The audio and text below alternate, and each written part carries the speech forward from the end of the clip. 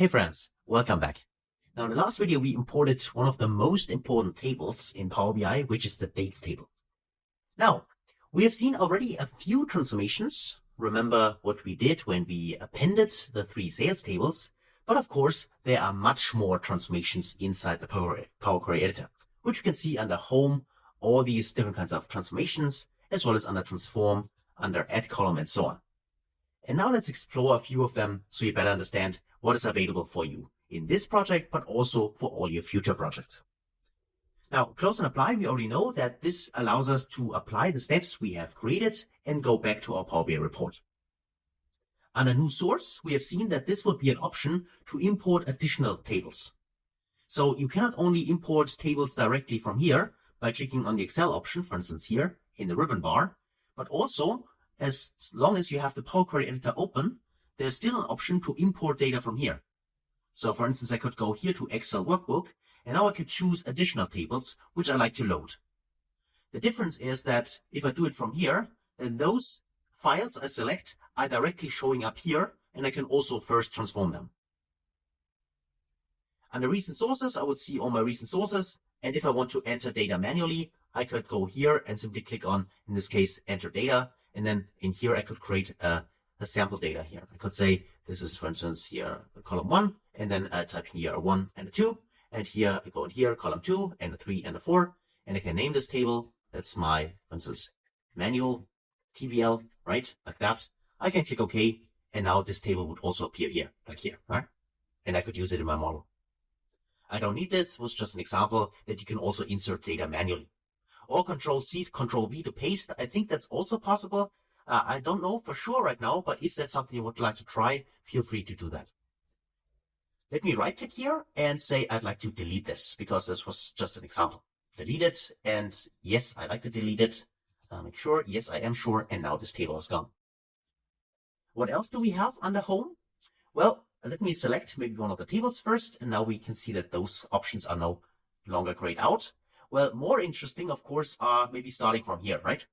So refresh preview just means that if right now we are still in the Power Query editor, but maybe the underlying data has changed because one of our colleagues has added additional data to the sales 2023, which are brand new. And then, of course, we could simply click on refresh preview and we would see this change reflect. Also, of course, in here, let's say we have a new salesperson hired, then he or she would now also appear here. If the data, underlying data has updated and we click on refresh preview, then of course the new name would also appear here, right? That's what this is for, just to get the latest data, just in case something has changed while you are actually in here and transforming the data. We also have the advanced editor. We already talked about this, that you can click on it just to see what kind of transformation steps in the mQuery language have been applied for us. So let me just close this for now. What else do we have? Well, under Manage, this could also be very interesting. You go in here. You have the option, of course, to delete a specific table from here. Be careful with that. We don't want to do this. But there's also an option to duplicate and reference. Now, if I click on duplicate, let me just click on it. You'll see that now we have salespeople tables 2, right? A second one, which is exactly a copy of the first one. So maybe you would like to have the table twice, and doing different kinds of transformations on the first one and different kinds of transformations on the second one, right? So then this could make sense to have this in here. The other one, the other option here is reference. I could also go here and say reference. Now I have a sales people 3, which looks exactly as the sales people 2. The difference is between the duplication, which we've done, I manage here, duplicate and reference. The difference is that a duplicate means the table salespeople and the salespeople 2, which is a duplication, they are independent from each other. Meaning, if I would now change something in salespeople 1, in this one here, in the original one, this change would not be reflected in salespeople 2, because it's just a duplication. It is a complete separate table, just a copy, but a complete separate copy. For the reference, on the other hand, this is different. The reference always reflects the changes which have been done in the first one. So for instance, because salespeople 3 is a reference of salespeople 2, if I would go in here and say, for instance, right click here and say remove salesperson name, you see that in salespeople 3, because it is a reference, also this column has been removed. So a reference compared to the duplication is a reference always reflects the reference table and those transformations. The duplicate, on the other hand, you can see here, there's only one column. In the original one, we still have both columns. The duplication is completely independent from each other. That's the difference. So there are use cases for both of them, but it's very crucial and important that you understand the difference. So for now, let me just select the tables. We don't want them. So right click here and click on delete. And yes, I'd like to delete them. That was just an example. So here we go. Got our original model back. Also, by the way, as I said before, Power BI is kind of redundant. That means you can do the same transformations on several or in several ways. So if I right click on my salespeople, I also have here the option to create a duplicate or a reference. So you don't need to use the ribbon bar. You can also do it directly from here. So let's select this one more time. So that's under manage. This is regarding the query. Beside this, we have the option to manage the columns. We can choose columns or remove columns. So maybe let's go to a table like sales table here. We have a little bit more columns, so it's easier to see from here. So under choose columns, you can click on it, and then you can say, I want to choose columns, and then you can choose the columns you want to keep. So for instance, I only want to keep, let's say here, the salesperson, the customer ID, the order date, and the price. Select those, click OK, and then you see that all the other columns have been removed, which again has then been also applied in here in the applied steps window. So that's maybe an easier way to do it directly from the choose columns instead of selecting the columns from here. Of course, you can also hold your control key, select the columns, right click and also remove columns. That would also work. But maybe if you have a lot of columns, so maybe let's say 100 different columns, it's easier to do it directly from the choose columns option. Let me just remove the step. Again, that's the great thing that the applied steps here are recorded. So we can always go back by simply removing the step and we can see our original data. Also, there's another option if you click on this little down arrow here, which is the go to column. This is, at least from my perspective, also very helpful if you have a table with, again, let's say 100 different columns and you need to search for a specific column, you want to select it. Then instead of using the scroll bar here at the bottom, you could simply go to column and then select the column you want to go to. Here, for instance, I would like to go to, let's say, the quantity column, select it, click OK, and then you see that this column is selected directly and you can do your modifications in here. So, as I said, it's kind of easier than just scroll here through 100 columns from left to right. Removing columns, I think that's quite clear, right? You just can remove the columns, either the selected one, currently quantity is selected. So if you click on remove columns, that would remove the quantity column. Let me just go back.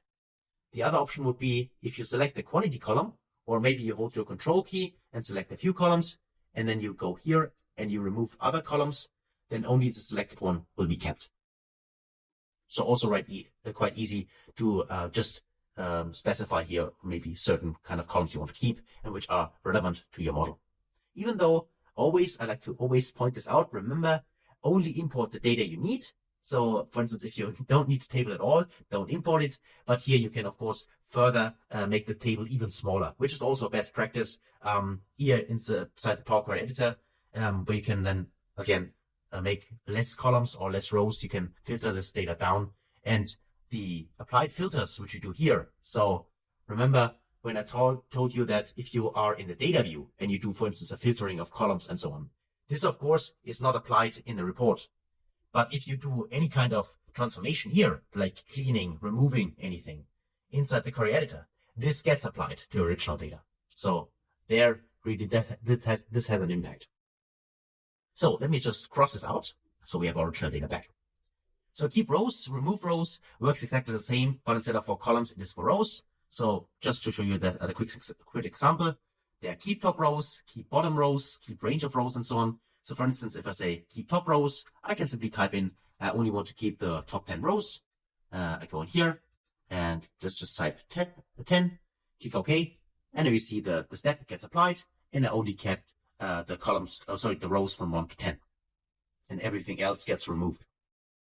So quite easy really to filter the data, to keep specific rows or columns in here simply by selecting it from here.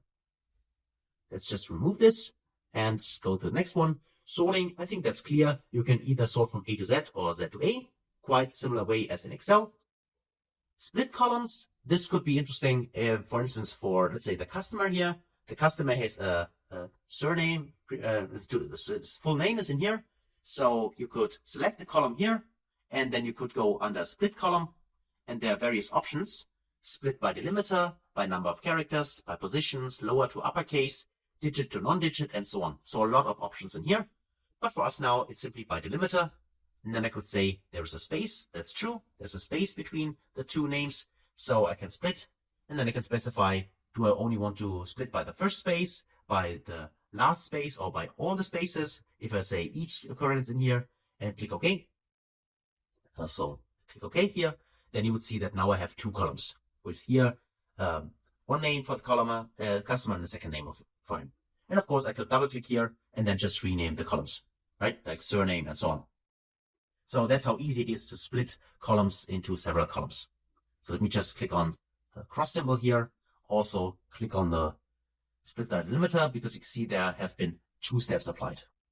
Even though we only took the option here, but this has automatically created 2 steps in here. So that's a splitting here. Grouping, this is just, let's go inside the sales, and so you understand that. Grouping just means we could group the data. So for instance, in here I have a row for each of my transactions, but let's just say I would like to group my data, let's say by the location. I could select the location. I could say I want to group my data, group by, and then I say inside here, yes, I'd like to group by the location ID, and I simply want to know how many transactions have been created for each of the locations. So I click OK. For the aggregation, count was fine, and now I can see here in my data set for the location, for instance, I have a unique list of locations in here, and in total I had 154 rows, so transactions for this specific location in my data set. That's what grouping does. It simply creates here an aggregation, unique list here of location IDs, and then in this case a count, because that's what the aggregation type we chose, simply for the underlying data, which was sales. So that, for instance, could be interesting, but if I would like to have a table like that, then I would, prior to this aggregation, this grouping, I would right click and I would reference the table in this case, right? Because I do not want to have my origin table modified like that. So that would be, for instance, a use case. If you have, or if you need this table like that, if you have a requirement, then I would here use a duplicate or a reference, depending on what you need. So let me just remove this for now. I'd like to have my original sales table. So that's the grouping. The data type is just changing the data type to a different, data type. Currently it's text, as you can see here. I could change it to a different type, but this can also be done by clicking on the little icon here. So ABC, I can also do it here. And I could also right click on a column, and there's also under change type the option to change the data type. So it doesn't matter where you do it, it's all the same. Besides this, we have the option to transform in this case, the first row as header, or if you click on the little down arrow, this is actually true for most of those. So oftentimes there's the default option by simply clicking on it, and there's this little down arrow. So I encourage you always, instead of clicking on the default one, click on the down arrow to see all the options which are available. And there's an option to use the first row as header, or also the headers as first row. For instance, if I would say that order ID is not actually the header, I could simply use header as first row. And now you see that the order ID is here now the first row in our dataset. And set here the columns 1, 2, and so on are now the headers. And of course, I could also, if I have my data like that, for instance, when you import the data and Power BI has not recognized that this is actually your header, then you could go in here and say you would like to use the first row as header, click on it, and then actually the first row of the table in here would be the header, like that. So that's where this could be useful. In our case, now we have done it twice. So let's actually get rid of that, get rid of that, get rid of that, and get rid of that, right? Because it was just an example, because we first demoted the headers and then we promoted the headers. And because Power BI already read the data correctly, that's not required. It was just an example. So replace values. This could be interesting if you would like to replace specific values inside one of the columns. So just to show this to you, if you go to customer, for instance, and you say that, for instance, Thomas should be Tom. It should not be Thomas Duncan, it should be Tom Duncan, right? This is something you cannot do like in Excel, simply clicking here and double click and change anything. That doesn't work in Power BI. But what you could do is you could go select the column first, then you could say replace values, and then you say, I'm searching here for Thomas Duncan. That's already filled out because I clicked in it. And I want to replace this value with, let's say, Tom, right? Tom Duncan. And if I do that, click on OK, then you see that now Thomas is called Tom, sorry. Right? So that's how you can use this replace value option here.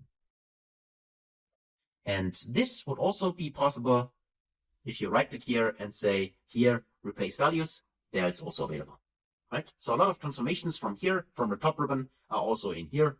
They are exactly the same. So I don't think it's necessary to explain them here the same way. So now we have these transform options here and the append queries. We already talked about this. We have seen it actually in practice when we combined the sales numbers here together. The merge queries, the only difference here is merging means not stacking the tables on top of each other, but horizontally.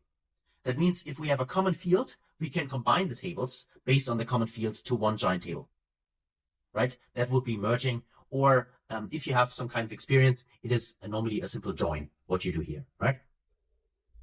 So next to that, under these options, we have the AI Insights, which is text analytics, vision, and Azure Machine Learning. However, these tools are only available if you have a premium account in Power BI. So you cannot use them if you do not have Power BI Premium. That's why we will skip it for now. But I just want to mention that those are also available and what they can do for you. Just as an example, the text analytics can give you, for instance, the sentiment of a specific text you have in one of the columns. Or it could also extract the language in which this specific text is written, anything like that. This, for instance, could be done in text analytics. So, under transform, we would see that there are a few transformations which we can find again, which are already under home. Again, I mentioned it a couple of times already, but Power BI provides this what I call redundancy, which I personally don't think is bad. But I just want to mention it is in Power BI that way that you have several ways to do the same transformation. So on several options, like right-clicking on a column, or under transform, or under home. Here again, we have the group by. We have seen this before. Use first row as headers, or if you click on the little down arrow, use headers as first row. This is also available. Also, you have transpose option. You're probably familiar from this with Excel, right? You can transpose your data, so put the columns into the rows. If you want to do that, you can reverse rows. You can also count the rows. So for instance, I have here my sales table. I would like to know how many rows are those. I can simply click on count rows, and it gives me here simply the number, which is 10,889. That's actually the amount of transactions I have in the sales table, right? I can simply do this or get this by doing that. Let me just revert it back to my original table, but that's what's simply inside here. So quite easy to do. Simply click on it. I can rename my table. And this actually the column in here. I can rename it, but this also could be done by simply double click on a column, right? That will also work to rename it.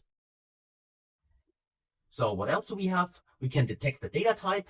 So if Power BI has not yet recognized a data type, you can click on this detect data type, and Power BI would try to guess what is the right data type for a column.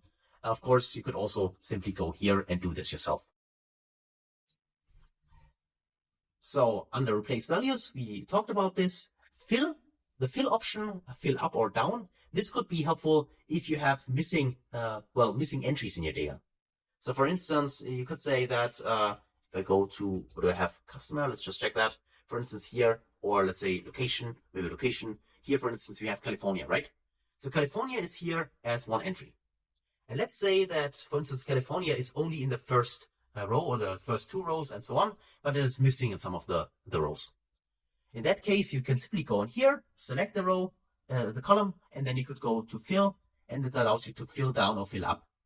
And what happens then is just for fill down, for instance, then Power BI is just copying the prior value to the rows below. That's all what happens there. That's just fill. Sometimes it's helpful depending on how you have structured your data, or how the data is structured, which you imported. You can pivot and unpivot your data. It's also kind of similar to transposing, even though it's not the same. So other ones in here, which might be interesting, split column, we have seen that. We can extract something under transform. So if I go in here, I could extract the length, for instance, of this current country. I think it's called county. Sorry for that. I can extract the first character, the last character, the text before delimiter. Then I need to specify the delimiter, and so on. So if you want to extract something from a name, from a location, so from any kind of text, for instance, then this extract could be helpful. And under parse is for XML and JSON. This is something we do not deal in here right now. But if you have a use case for that, then you might want to have a look at parse here, extract rows and columns from XML or JSON formatted text. So if you have something like that, for instance, from a web query, then this might be helpful. Statistics and so on. So this could be helpful if you refer to, in this case, a numerical column. So for instance, if I scroll to the right, I have here my, where is it? In this case, the quantity, for instance. I can select this one, and there you can see, you can now do some kind of statistics. You can do standard transformations, like for instance, add, multiply, and so on. What this means is, for instance, if I go to add here, I could use here any kind of value. And if I click OK, then this value will be added to the number I have in here. Could be interesting if you say, for instance, these are the old prices we have, and now we have a price increase of 10%. Just use multiply here, the multiply option. Select the column first, go to standard, then go to multiply, and simply multiply each of those entries by 1.1, right? That could be a use case for that. So quite easy, some kind of basic math transformations, by the way. So that's it for that. Then under date, of course, in order to use this, currently it's grayed out, you need to first select the date column. So this one, for instance. And also the column needs to be treated as a date. So you need to see this calendar icon. Only then those options here are available. And time and duration is still grayed out because this is a date column. It's not a time column, right? It doesn't contain any timestamp. So I could go in here, and under date, I could extract now, for instance, I only would like to see the year or the start of the year or the end of the year, or I'd like to extract the month, start of the month, end of the month, and so on. So this can be extracted here from a specific date. For instance, here, if I have the 6th of January, 2023, if I use the start of the year, I would get the 1st of January, 2023 for this entry, right? So that's what I could do in here. And finally, in here, I could also run R and Python scripts. So, of course, you would need to have installed R and Python, but it's quite interesting, especially for data scientists, for instance, or anyone who is familiar with programming, that you could also run R and Python scripts in here for data processing, just in case maybe one specific transformation is not available for you. So that's it, actually, under transform. And under add column, there are also a few things, like for instance, we could add here additional columns, a custom column where we write our own M code, or we can invoke a function. Remember, a function could be, in this case, anything like, for instance, the function for which we use in order to create our dates table. So if you have a function and you want to invoke the function for each row of a table, you can click on this invoke function, custom function. We could also add conditional columns in here. So as an example, to show you how that works, I could say I have a price in here, right? This price column. So let me just select this. And if I go for my price here and I create a condition, go to conditional column in here, you see that now you have this one here. And then you can specify a name for the new column. And then you simply can check here. For instance, you could say then if here, let's say the price column here is equal, or let's say is greater than, and then you can insert a value here. Then you would like to have an output, right? For instance, let's just say, let's call it expensive. So you can see that really how that works. And you can see there are numbers here and some are greater than 2000. So let's say if the price is greater than 2000, then the output should be expensive. Another one, it's, let's call it, cheap. Okay. Cheap, for instance. So like that, click OK. And you see that now we have a new column in here, which is simply cheap or expensive, depending on the price number we have in here. That's how that works. Quite easy to do, but maybe something you're going to use in your report and easy to create in here in Power Query. So let me just remove it so you see how that works. Okay, then again, we find various transformations in here, which we have already seen. So they are also available under transform. like date, for instance, right? You can also see it under add column. There's also date and so on. Very important. Just in this case, the transformation add column is not the same. That is very important. I'd like to mention that at the end of this video. The difference is if you use options from transforming here. So for instance, if I say here, I go to date for my date column and then I parse something, then this modifies the column I have currently selected, right? So if I select my order date here and then I play around with these options, that means that I modify the current column I have selected. When I go to add column and use any of the date transformations from here, for instance, here I say I would like to have only the year, click on year, you'll see that my order column is still the way it was before, but a new column has created, which does the transformation which I want to use. So the difference under add column always means you create a new column, but you leave your original column untouched. If you do the transformation under transform, that means you modify your original column. That is the difference. Okay? So in this case, between those two tabs, this is not redundancy. This is really a clear difference between creating something new with add columns and transforming something you already have with transform. Okay, so that is that. And the other options under view here, important is, I think, the formula bar. If you untick them, then the formula, you wouldn't see it. So I always like to see it. So I want to keep it. And also here, column profile and distribution. This is something, for instance, you can see here the green bars. If you uncheck this option, you wouldn't see it. And also column profile. This is if you select one of the columns, you see here the distribution. If you don't want this, uncheck this column profile and you don't see it by selecting the column, right? So it's up to you whether you want to do that or also add the column quality, which tells you how many records are valid. Are there any errors in this specific column? Are there any empty rows in the column? If you want to see this by default, then you just need to check here the options you have in here, right? So it's up to you whether you want to do that or not. Under tools, also, this is not very important for us now. This is more about if you got some kind of issues inside the Power Query editor itself regarding performance and other things. You want to start a diagnostic and see what the issue could be. But for now, this is not very important for us. And under help, this is just, again, a few learning resources, information about the software, so the current Power BI version, and so on. So if you want to dive into that, but I think that's quite clear and nothing very important when it comes to the Power Query editor. And that's it actually for exploring the editor. So the last thing we need to do now is we've seen all transformations. In this case, we are done with the model. We have our dimension tables, which are the term dimension, just referring to all the tables which are not the sales, which is the fact table. That's just a specific term which you use to describe it. But we have all our tables which we're going to use, including our dates table. And now if we're done, we simply click on close and apply, and then we can actually start with a model itself. So that's it for this video. Thanks a lot for watching. Again, it was quite long, I know that, but hopefully seeing all the examples really hands-on and maybe doing it yourself, you see how powerful the Power Query editor can be and what it can do for you right now in this project, but also in all your future projects regarding your data. So that's it. Thanks a lot for watching and also for participating, working with me, and I can't wait to see you in the next video. Until then, best guys.